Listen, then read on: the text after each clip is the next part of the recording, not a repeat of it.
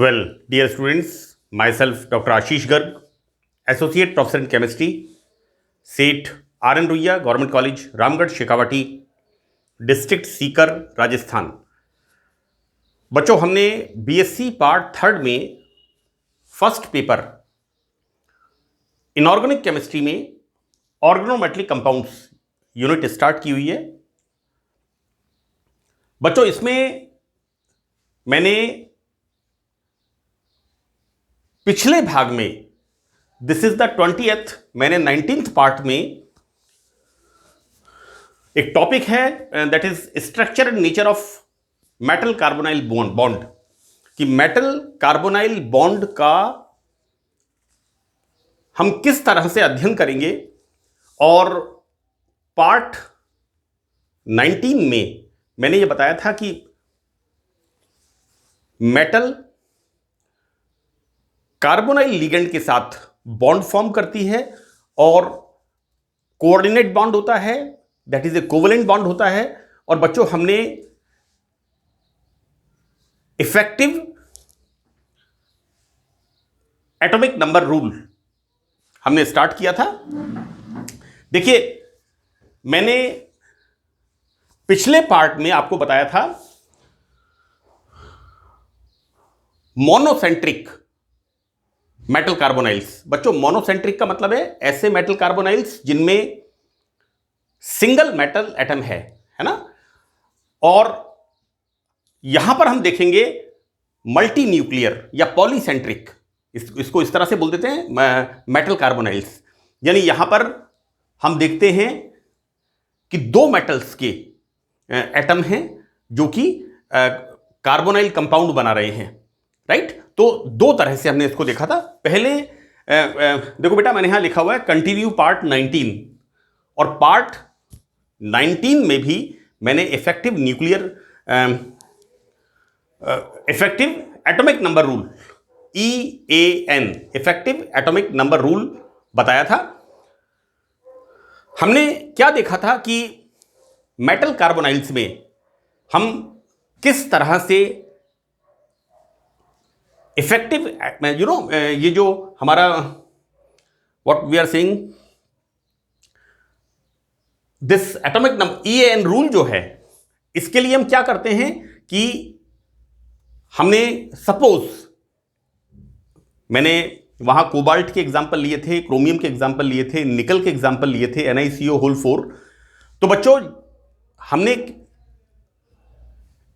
इस नियम से किस तरह से ये नंबर निकाला है ना, इफेक्टिव एटॉमिक नंबर हमने किस तरह से कैलकुलेट किया कि मेटल का एटॉमिक नंबर क्या है।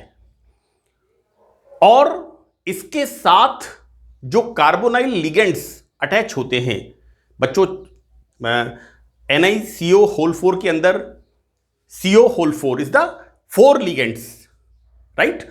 तो प्रत्येक कार्बोनाइल लिगेंड निकल मेटल को 2 इलेक्ट्रॉन्स देता है, राइट। तो निकल का एटॉमिक नंबर 28, निकल का एटॉमिक नंबर बच्चों 28। तो 28 के अंदर हमने 8 और जोड़ा तो 36। और मैंने ये कहा था कि प्रत्येक मेटल कार्बोनाइल में मेटल अपने नियरेस्ट इनर्ट गैस का कॉन्फ़िगरेशन प्राप्त करने की कोशिश करती है, राइट। बच्चों, यहां पर हम देखेंगे, देखिए मल्टी न्यूक्लियर की बात करेंगे। मैंने अभी तक बात की है, इससे पहले वाला उसको मैंने कनेक्ट किया है। हमने मोनोसेंट्रिक मेटल कार्बोनाइल्स के अंदर इफेक्टिव एटॉमिक नंबर किस तरह से हमने निकाला। अब देखिए, यहां पर हम देखते हैं this is the multi nuclear metal carbonyl. बच्चों, यहां पर एक से ज्यादा metal, the example is Fe2CO9। देखिए बच्चों, यहां बहुत सिंपल है, थोड़ा सा आप इसे कोशिश करिए देखने की। देखिए, मल्टी न्यूक्लियर मेटल कार्बोनाइल्स में प्रत्येक मेटल एटम का इफेक्टिव एटॉमिक नंबर हम कैलकुलेट करते हैं। सो this is the example, right. Suppose हमने एक एग्जाम्पल लिया, दिस इज Fe2CO9। बच्चों यहां पर आयरन का atomic number 26, iron first transition series scandium to zinc, it started from 21 to 30। यहां पर SCTIVCRMNFE is the 26 atomic number, iron 26। बच्चों यहां पर total number of carbonyl 9, we divide by 2 because यहां पर कितने मेटल्स के साथ, ये जो 9 कार्बोनाइल हैं ये कितने मेटल के साथ बॉन्डिंग कर रहे हैं, 2, सो वी डिवाइड बाय 2। तो यहां पर 9/2 कार्बोनाइल अणु से प्राप्त इलेक्ट्रॉन। बच्चों यहां पर 9 कार्बोनाइल हैं और प्रत्येक कार्बोनाइल लिगेंड कितने इलेक्ट्रॉन मेटल को देता है, 2, डिवाइड बाय 2, सो द 9। यानी यहां पर ईच मेटल कितने इलेक्ट्रॉन कार्बोनाइल से मिले, 9, राइट। तीसरा बच्चों यहां पर हम पढ़ रहे हैं Fe2, तो यहां पर बॉन्डिंग किस तरह की है, लाइक दिस। यानी यहां पर एक एक electron Fe single bond Fe के कारण एक एक इलेक्ट्रॉन की यहां पर Fe एटम के ऊपर और वृद्धि होती है, यहां पर इसको एक एक इलेक्ट्रॉन और मिलता है। अब हम इसका आयरन का इफेक्टिव एटॉमिक नंबर कैलकुलेट करते हैं। बच्चों देखिए आयरन का एटॉमिक नंबर 26, कार्बोनाइल से ईच आयरन मेटल एटम कितने इलेक्ट्रॉन मिले, 9, और एक इलेक्ट्रॉन कहां से मिला, इस आयरन आयरन बॉन्ड से, इनके अंदर जो शेयरिंग हुई उससे एक इलेक्ट्रॉन और मिला, सो द 36। तो हम देखते क्या हैं कि मल्टी न्यूक्लियर मेटल कार्बोनाइल्स में हम प्रत्येक मेटल के लिए हम कैलकुलेट करते हैं और हम क्या देखते हैं कि यहां पर इफेक्टिव एटॉमिक नंबर रूल का पालन होता है। बच्चों देखिए यहां पर एक इंपॉर्टेंट चीज क्या है कि यहां इफेक्टिव न्यूक्लियर चार्ज के आधार पर यह निर्धारण होता है कि सेंट्रल मेटल एटम कितने कार्बोनाइल अणुओं के साथ उपसहसंयोजक बंध बनाएगा, राइट। यहां पर हम बच्चों देखिए इससे पता लगा लेंगे कि कितना जो सेंट्रल मेटल है वो कितने कार्बोनाइल लिगेंड के साथ कोऑर्डिनेट बॉन्ड बनाएगा, राइट। अब देखिए बच्चों यहां ये चीज इंपॉर्टेंट सबसे ज्यादा है कि यहां पर जो भी मेटल कार्बोनाइल कंपाउंड बना रही है ना, तो उसके लिए एक कंडीशन है कि यहां यह तथ्य महत्वपूर्ण है कि इस नियम का पालन करने के लिए इफेक्टिव एटॉमिक नंबर रूल, इसको फॉलो करने के लिए मेटल एटम की एटॉमिक नंबर का मान इवन होना चाहिए। 22 हो सकता है, 24 हो सकता है, 26 हो सकता है, 28 हो सकता है। तो ये बच्चों यहां पर हम जो बात कर रहे हैं इस रूल की, तो यहां पर अगर हम effective atomic number rule apply करते हैं तो यहां कंडीशन है कि जो मेटल कार्बोनाइल कंपाउंड बना रही है तो इस नियम के अनुसार उसका एटॉमिक नंबर सम होना चाहिए, विषम नहीं होगा।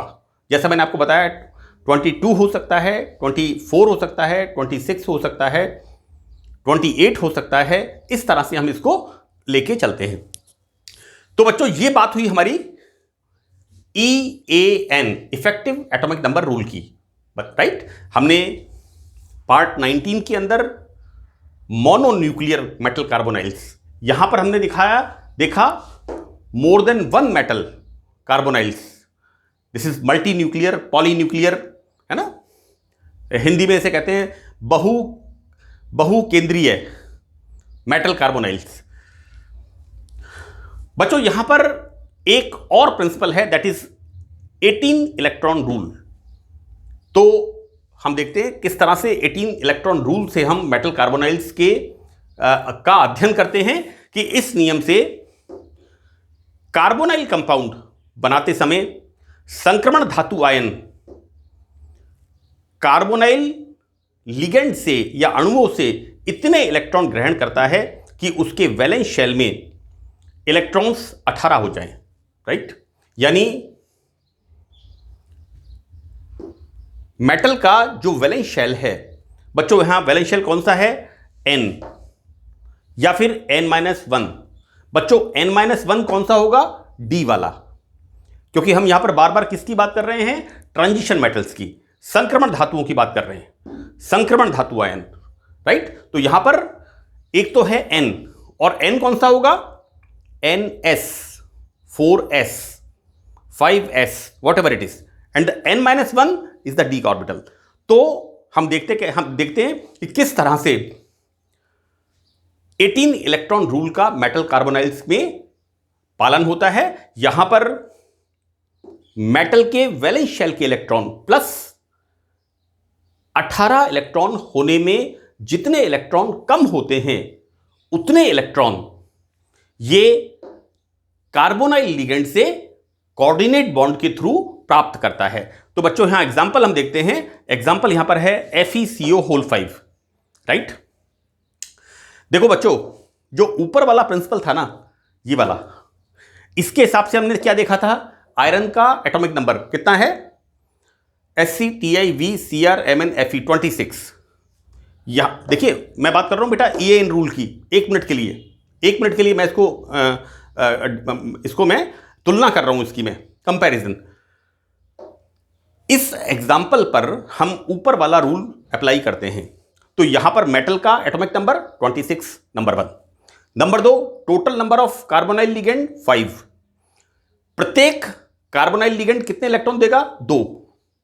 Total number of electrons donated by the carbonyl ligand to metal 10, 5 multiply by 2, number of ligands 5, और ईच कार्बोनाइल लिगेंड मेटल को कितने इलेक्ट्रॉन देगा, 2, सो दैट टोटल नंबर 10। तो बच्चों 26 प्लस 10 36, ये बात थी ऊपर वाले नियम की।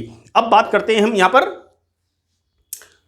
18 इलेक्ट्रॉन रूल की हम बात करते हैं। तो देखिए बच्चों, यहां पर एग्जांपल, दिस इज FeCO5 में आयरन 26।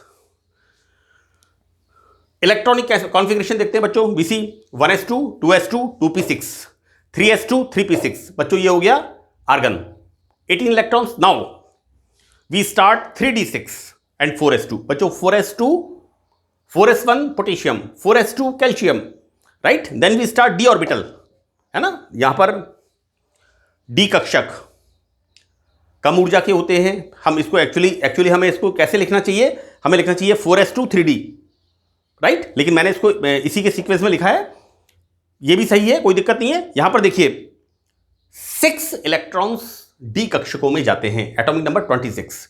अब बच्चों देखिए यहां पर जो वैलेंस शेल है, वैलेंस शेल में कितने इलेक्ट्रॉन हैं, 6 + 2, टोटल 8 इलेक्ट्रॉन्स है, राइट। तो बच्चों देखिए, अतः बाह्यतम संयोजकता कोश के इलेक्ट्रॉन्स की संख्या 8 है, दिस इज 8। और यहां पर 5 कार्बोनाइल, इसको हम कॉमा लगा देते हैं इस जगह, it should be more clear.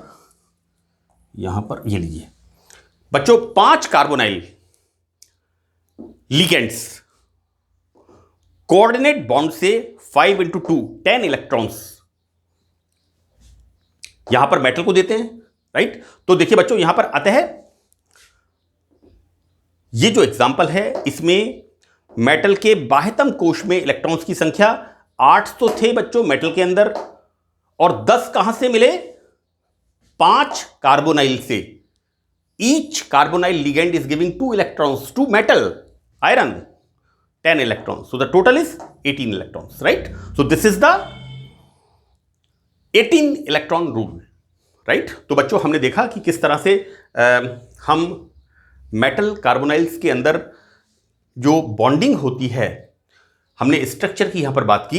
अब हम बात करेंगे यहां पर nature of metal carbonyl bond, ठीक है। देखो बेटा ऐसा है कि हम बार बार हमने यहां पर एक बात की कि अभी हम ये डिस्कशन चल रहा है हमारा कि मेटल के साथ जो कार्बोनाइल लिगेंड है तो ये इसको इलेक्ट्रॉन डोनेट करता है, और इस तरह से यहां पर एक उपसहसंयोजक बंध बनता है जिसे हम मोड ऑफ कोवेलेंट बॉन्ड कहते हैं, है ना, सहसंयोजक बंध बनता है। तो बच्चों देखिए मेटल कार्बोनाइल्स में प्रत्येक CO अणु व मेटल एटम के बीच एक कोऑर्डिनेट उप सह संयोजक सिग्मा बंध बनता है। दिस इज द ये बनता है, इसके बीच में सिग्मा बॉन्ड फॉर्मेशन होती है। मेटल कार्बोनाइल के बीच में एक सिग्मा बॉन्ड है ना बच्चों। यहां पर ये मैंने प्रेजेंटेशन किया है इस तरह से, और यहां पर ये मेटल के खाली कक्षक हैं और ये कार्बोनाइल का जो लोन पेयर ऑफ इलेक्ट्रॉन इसके साथ बॉन्ड बनाता है। इस तरह से यहां पर मेटल और कार्बन के बीच में सिग्मा बॉन्ड, जो कि कोऑर्डिनेट इन नेचर, उप सह संयोजक प्रकृति का होता है, वो फॉर्मेशन होता है। बच्चों यहां पर ये जो बॉन्ड होता है it is weak in nature, लेकिन मेटल कार्बोनाइल बॉन्ड्स कैसे होते हैं? मेटल कार्बोनाइल कंपाउंड्स स्टेबल होते हैं और उनकी स्टेबिलिटी को देखते हुए बच्चों यहां पर बॉन्ड में स्ट्रेंथन होना चाहिए, बॉन्ड की प्रकृति प्रबल होनी चाहिए, राइट। यहां पर मेटल और कार्बोनाइल लिगेंड के बीच में जो बॉन्ड है वो स्ट्रांग होना चाहिए। तो बच्चों यहां पर इस बात को समझाने के लिए कि इनके बीच में जो बॉन्ड बनता है वो सिग्मा बॉन्ड के अलावा दूसरे प्रकार के बॉन्ड भी हैं, और उनको दिया गया बैक बॉन्डिंग बताया गया, पश्च बंधन। यानी यहां पर बच्चों ये जो हमने बात कर रहे हैं कि metal carbonyl bond is stronger, इस बात को हम कैसे बताते हैं? मेटल कार्बोनाइल्स की स्टेबिलिटी को आधार मान करके, कि ये बॉन्ड इस तरह का नहीं होता कि इस तरह का अगर ये बॉन्ड फॉर्मेशन होता है तो इट विल बी वीकर, लेकिन ये मजबूत बॉन्ड होता है, प्रबल बंध होता है। तो बच्चों यहां पर इस तथ्य को समझाने के लिए बैक बॉन्डिंग का सुझाव दिया, राइट। पश्च बंधन इसे कहते हैं। और बच्चों यहां पर यह है एक प्रकार का उपसह संयोजक बंध होता है। देखो बेटा ऐसा है कि ये तो है मेटल के भरे हुए कक्षक और ये है कार्बोनाइल के खाली पाई स्टार एंटी बॉन्डिंग, मैंने लिखा है यहां पर, this is anti bonding pi star empty orbitals. तो बच्चों होता क्या है यहां पर जो मेटल है वो लिगेंड के anti bonding pi star P orbitals के साथ बैक बॉन्डिंग इस तरह से बॉन्डिंग करता है, and this is the formation of बच्चों pi bond. And this is the, ये जो फॉर्मेशन हो रहा है this is the sigma bond, ये sigma bond, while this is the pi bond. इसको हम और डिटेल में समझते हैं। वैसे मैंने कोशिश की है कि इसका जो प्रेजेंटेशन बनाया है उससे सब चीजें क्लियर होती हैं। यहां पर ये क्या इंडिकेट कर रहा है? मेटल के भरे हुए कक्षक। ये यहां पर क्या इंडिकेट कर रहा है? लिगेंड के खाली anti bonding orbitals, right. Ligand के खाली pi star anti bonding orbitals. बच्चों यहां पर देखिए कि ये जो बॉन्ड बनते हैं बैक बॉन्डिंग, जिसे हम कह रहे हैं पश्च बंधन, यानी यहां पर मेटल से लिगेंड के पास लाइक दिस, इस तरह से जो बॉन्डिंग हो रही है बच्चों, इसमें मेटल एटम के भरे हुए डी कक्षक, these are the orbitals, carbon के खाली विपरीत बंधी एंटी बॉन्डिंग कौन से होते हैं? पाई स्टार 2pz ऑर्बिटल्स के साथ कोलैटरल ओवरलैपिंग करके पाई बॉन्ड बनाते हैं। इस तरह से देखो बेटा ऐसा है कि यहां पर एक्चुअली क्या हो रहा है? कार्बोनाइल लिगेंड कौन सा बॉन्ड फॉर्म कर रहा है? डोनेट कर रहा है इलेक्ट्रॉन। ये बच्चों देखिए, ये इसको इलेक्ट्रॉन डोनेट कर रहा है and it form sigma bond, this is the sigma bond. Second position क्या हो रही है यहां पर कि मेटल के जो भरे हुए कक्षक हैं, डी कक्षक हैं, वो वापस इसको इलेक्ट्रॉन डोनेट कर रहे हैं और इसको हमने नाम क्या दिया? This is the back bonding, पश्च बंधन। यानी मेटल यहां पर डोनर का काम कर रहा है और लिगेंड यहां पर लिगेंड के anti bonding orbitals, anti bonding orbitals acceptor का, लेने का काम कर रहे हैं। तो बच्चों देखिए, तो मेटल यहां पर मेटल इसको लिगेंड को इलेक्ट्रॉन दे रहा है इस तरह से, and the formation of pi bond. तो बच्चों बिल्कुल क्लियर प्रेजेंटेशन है यहां पर कि ये मेटल है, ये कार्बोनाइल लिगेंड है, this is the formation of sigma bond, this is the formation of sigma bond, and इस तरह से यहां पर पाई बॉन्ड का फॉर्मेशन होता है।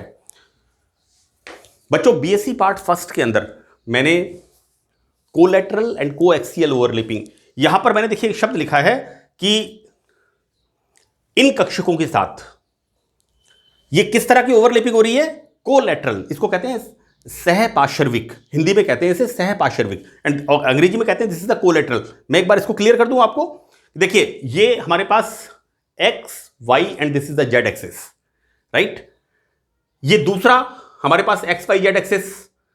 अब यहां पर जब बॉन्डिंग होगी, this is the coaxial axis, this is the complete overlapping, right, and complete overlapping means formation of sigma bond, right. तो इसको हम कहते हैं कोएक्सियल, समअक्षीय।